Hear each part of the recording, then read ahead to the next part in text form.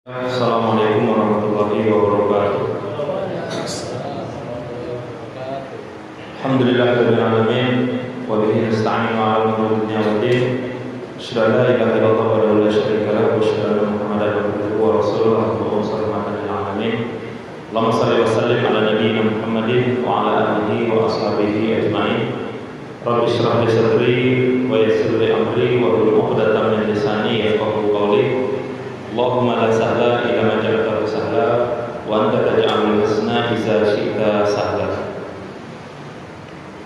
Mubahdu, alhamdulillah, para ikhwan dan para santri sekalian yang insyaallah dimuliakan Allah Subhanahu wa taala. Pertama sekali mari kita senantiasa bersyukur kepada Allah Subhanahu wa taala dengan memuji Allah Subhanahu wa taala, meyakini bahwasanya segala nikmat yang kita dapatkan berasal dari Allah, kemudian menggunakan nikmat tersebut untuk taat tunduk kepada Allah Subhanahu wa taala.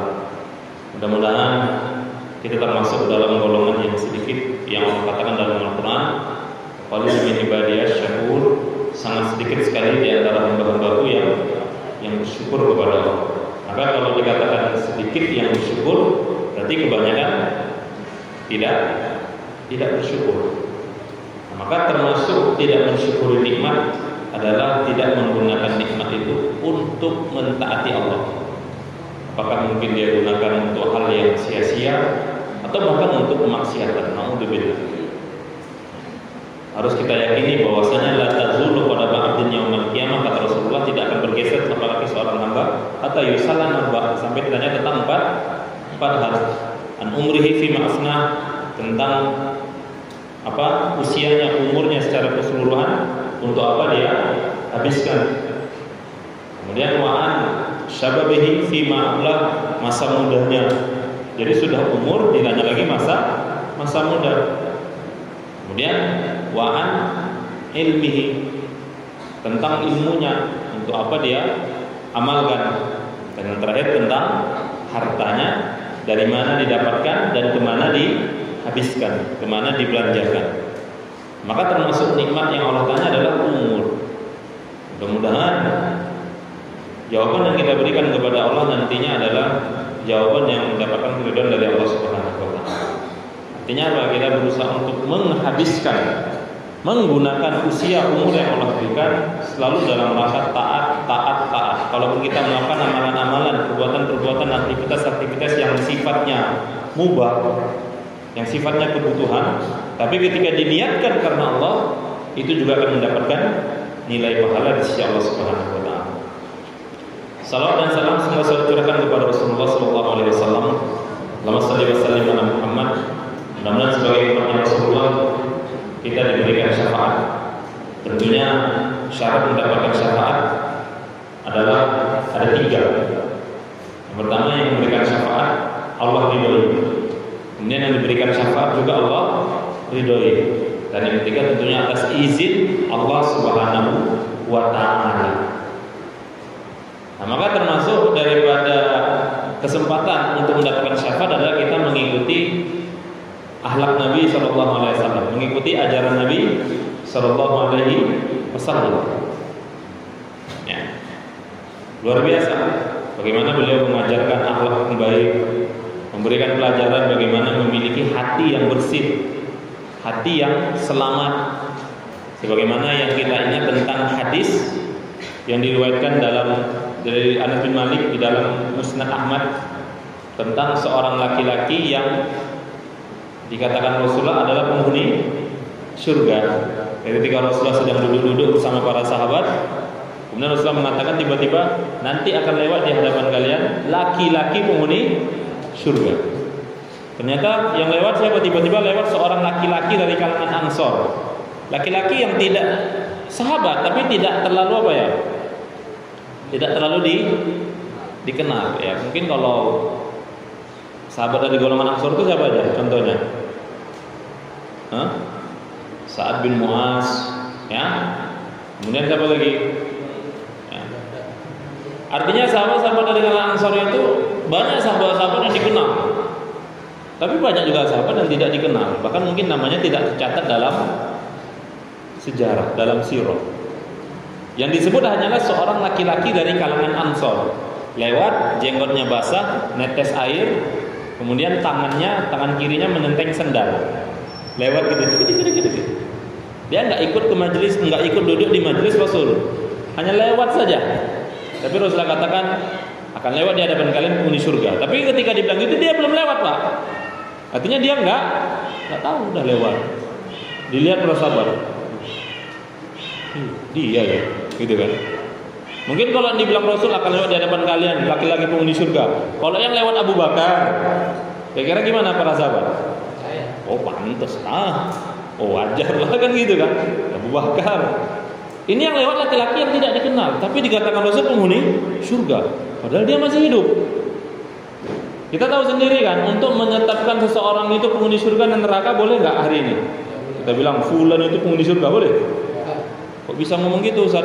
Kenapa kita kok bisa netapkan gitu fulan penghuni surga? Iya Ustaz, baik kali orang yang soleh kali. Begini. Oh tunggu, belum tentu. Ya, pujilah sewajarnya saja. Boleh kita memuji orang lain dengan syarat satu dia nggak tahu, yang kedua tidak berlebihan. Jangan puji depan dia, Pak, nggak boleh. Tak boleh seorang muslim memuji saudaranya di depannya. Sunnahnya kalau kita dipuji depan kita diapain? Pasir. Lemparkan pasir mukanya. Jadi jangan antum ini apa kali ya? Iyalah, siapa dulu? Ambil megang jenggotnya gitu. Ambil pasir, lempar. Ya, kata Rasul, kata para ulama, lehermu diletakkan pedang oleh saudaramu lebih baik daripada engkau dipuji oleh saudaramu secara berlebihan. Nggak usah. Artinya apa? Nggak boleh kita memvonis seseorang itu penghuni surga. Kenapa? Karena baik, dipandang orang yang soleh sekarang. Nggak tahu nanti gimana tahu di akhir hayatnya malah sebaliknya, malah melakukan perbuatan dosa. Na'udzubillah, bahkan mungkin bisa sampai murtad. Siapa yang tahu? Kan sudah banyak kasus. Rasulullah sudah menceritakan tentang kisah-kisah orang-orang ahli ibadah terdahulu yang ibadah 500 tahun, ibadah 200 tahun, tapi akhirnya justru di ujung akhir hayatnya mati dalam keadaan kafir. Ibadah yang 200 tahun, 500 tahun habis, Pak. Lenyap. Sebaliknya, jangan buru-buru mengatakan seorang itu penghuni neraka. Ya. Ini penghuni neraka ini. Bajingan kali, misalnya gitu kan. Jahat kali. Maksiat kali, pelaku, wah ngeri kali. Jangan, karena nggak tahu kita nanti jangan-jangan di akhir hayatnya malah dia bertaubat dan mati dalam keadaan tahu. Nah tapi laki-laki tadi Rasulullah sudah langsung bilang dia penghuni surga padahal masih hidup. Nah tentunya Rasulullah mengatakan itu bukan berarti menurut hawa nafsunya. Wa ma yantiqu 'anil hawa in huwa illa wahyu yuha. Tidaklah dia Muhammad berbicara dengan hawa nafsunya, ya. Melainkan apa yang kecuali apa yang diwahyukan oleh Rabb-nya, Tuhan. Artinya apa? Rasulullah memberikan jaminan dia penghuni surga. Maka seorang sahabat bernama Abdullah bin Amr bin As radhiyallahu anhuma, anaknya Amr bin As. Kenal Amr bin As? Siapa Amr bin As? Siapa Amr bin As? Amr bin As itu terkenal apanya? Sahabat terkenal apanya? Diplomat itu apa? Juru bicara. Kalau suruh mendebat orang kafir, Amr bin As dihadirkan. Ketika masih jahiliyah, dia yang selalu mendebat orang sahabat-sahabat. Ketika masuk Islam, gantian. Dia yang memegang mandat itu. Lihai dalam berbicara. Itu Amr bin As. Anaknya Abdullah namanya. Penasaran, kok bisa laki-laki yang nggak dikenal itu, yang nggak terlalu menonjol itu kan bisa dikatakan Nabi penghuni surga? Maka dia ikuti, Pak. Dia ikuti ke rumahnya. Karena sudah 3 hari terus dikatakan Nabi penghuni surga. Besok gitu juga, akan ada hadapan kali penghuni surga. Sampai 3 kali. Maka Abdullah bin Amr bin As radhiyallahu anhu penasaran ikut mengikuti laki-laki tadi. Sampai ke rumahnya, Assalamualaikum. Dia bersandiwara mengatakan apa? Saya mau tinggal numpang di rumahmu, boleh nggak beberapa hari? Kenapa? Saya baru berantem sama bapak saya. Laki-laki tadi kenal. Dia kenal dengan Abdullah bin Amr bin, ibaratnya gini lah Pak. Kita yang rakyat biasa, kita kenal dengan pejabat, tapi pejabat nggak kenal dengan kita. Coba antum misalnya kadusnya atau kadesnya mau numpang di rumah antum, gimana kira-kira? Oh iya silakan. Ibaratnya gitulah.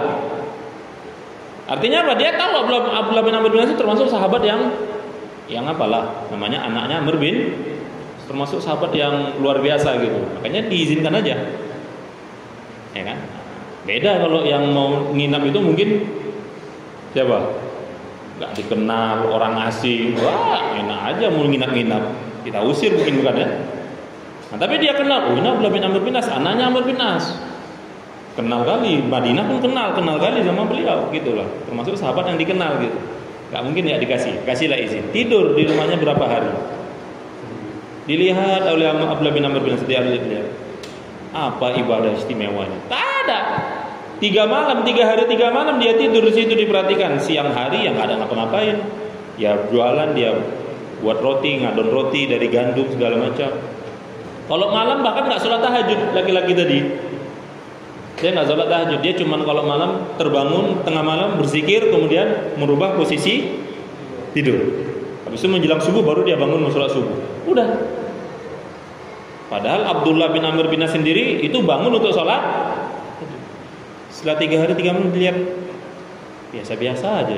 Bahkan terkesan muncul perasaan apa? Lebih mantap ibadah saya. Gitu ya. Wajar memang iya kalau dari ibadah tak ada yang menonjol, biasa saja. Tapi kok bisa dibilang penghuni surga? Maka setelah 3 hari akhirnya dia jujur kepada laki-laki tadi. Kenapa? Saya sebenarnya nggak berantem sama bapak saya bersandiwara begini. Jelaskan apa? Kenapa alasan dia mau tidur situ? Akhirnya dia mengatakan, ternyata saya perhatikan tidak ada amal ibadah yang istimewa. Tapi kenapa Rasul bisa bilang kamu penghuni surga? Kata laki-laki tadi, apa yang kamu lihat seperti itulah yang saya lakukan hari-harinya. Tidak ada yang istimewa memang. Hanya saja, kata laki-laki tadi. Apa itu? 2. Saya tidak pernah menyimpan ketidaktulusan atau ganjalan di dalam hati saya kepada sesama muslim. Dan yang kedua, saya tidak pernah mendengki atas nikmat yang Allah berikan kepada orang lain. Ya, 2. Apa itu? Dia menjaga hatinya dari hasad, dan yang kedua dari ghish. Ya, kedua dari ghish. Hasad, dengki. Dengki itu tidak suka dengan nikmat yang Allah berikan kepada orang lain, berharap nikmat itu hilang, dan berharap nikmat itu pindah kepada dirinya. Itu dengki. Tetap baru kawan, ya kan? Mudah-mudahan kecelakaan, hancur keretanya. Habis itu saya yang dapat kereta baru. Tak suka dia ada saudaranya dapat nikmat itu, nggak suka. Itu hasad. Naudzubillah, hasad ini penyakit yang luar biasa mematikan. Kata Rasulullah, hasad itu memakan kebaikan-kebaikan seperti api yang memakan kayu. Makanya pada hakikatnya orang hasad ini kan dia secara tidak langsung dia protes kepada Allah. Kenapa tidak ridho dengan pembagian nikmat yang sudah Allah beri? Ya Allah, kenapa dia dapat saya nggak dapat? Ya Allah, kenapa dia lebih saya sedikit? Dia banyak saya sedikit. Dia dapat yang cantik, saya dapat yang jelek gitu loh. Protes sama Allah. Cuma nggak diucapkan protes itu, tapi lewat kedengkian hasad itu saat secara otomatis dia menunjukkan hal yang seperti itu. Nggak suka dengan nikmat dapatkan oleh orang lain. SMS, senang melihat orang susah melihat orang senang. Padahal kata Nabi, la yu'minu ahadukum hatta yuhibba li akhihi ma yuhibbu li nafsi. Tidak sempurna iman kalian sampai kalian mencintai saudara kalian seperti kalian mencintai diri kalian sendiri. Kita senangnya apa, Pak? Senang nggak dapat nikmat? Senang. Itu juga harusnya kalau saudara kita dapat nikmat kita senang. Ya.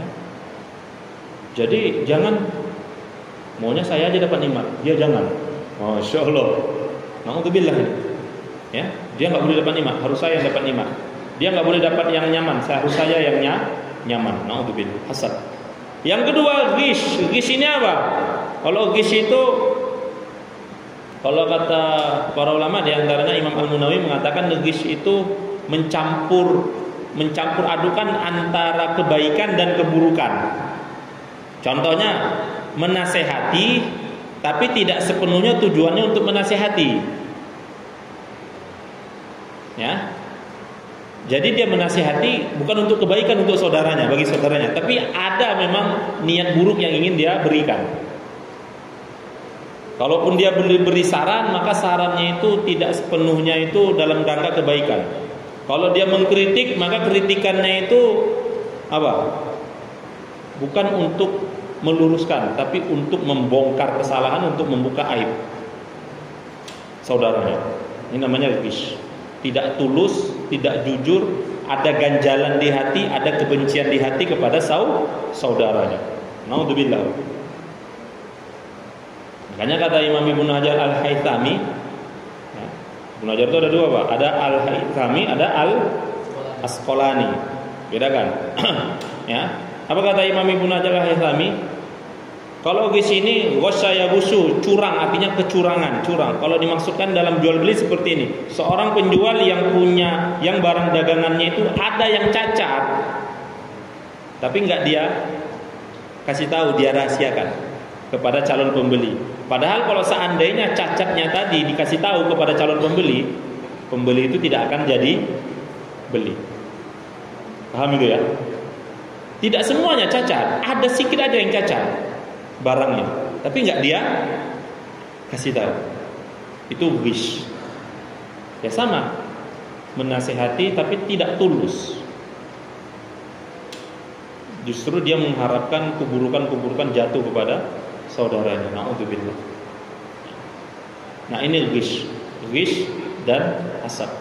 Ternyata dua inilah yang menyebabkan, dua hal ini yang selalu dijaga oleh laki-laki dari kalangan Ansor tadi, yang menyebabkan dia dikatakan penghuni surga. Sehingga kata Abdullah bin Amr bin As, Masya Allah, inilah yang menyebabkan engkau dikatakan Nabi penghuni surga, yang mungkin kami pun belum mampu untuk melakukannya.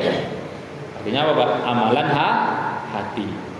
Maka mudah-mudahan kita tidak hanya terfokus pada amalan-amalan lahiriah, jasadiah, maliyah, fisik dan harta, tapi juga mementingkan amalan hati. Ada orang yang sedekahnya banyak, puasa sunnahnya banyak, sholat sunnahnya banyak, tapi hatinya kotor. Hatinya nggak suka dengan saudaranya, mudah membenci, mudah mendendam, ya, ada iri, dengki, naudzubillah.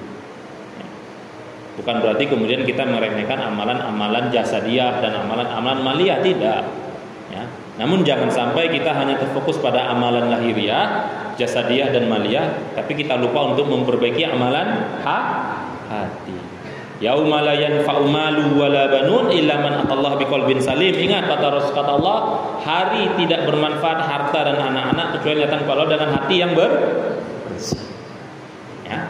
Mudah-mudahan kita selalu menjaga hati kita. Nah, itu termasuk salah satu pengajaran dicontohkan oleh Rasulullah Sallallahu Alaihi Wasallam.